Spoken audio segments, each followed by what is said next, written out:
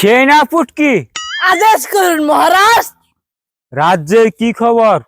রাজ্যের খবর খুব ভালো। প্রজা রাস্তার বেলা না খেয়ে রয়েছে। কেন তোমাকে যে 5 কেজি আটা দিলাম আরে এটা তুমি কি করছো? ওই 5 কেজি আটা আমার গার্লফ্রেন্ডের মুখে মাখাইছে। বলো কি?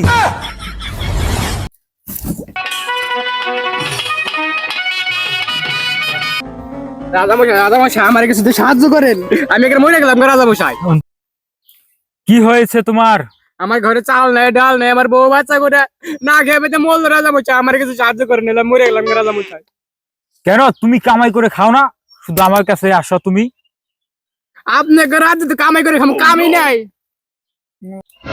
কত মানুষ কামাই করে খাই, তুমি কামাই কিছু দেরো না।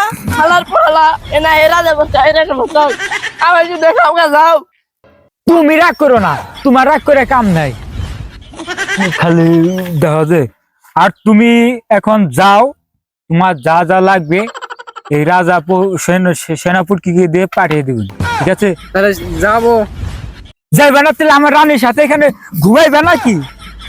না না না, আমি ঘুমাম না, আমি যাই। আমারে কইলে আমি গেতাম।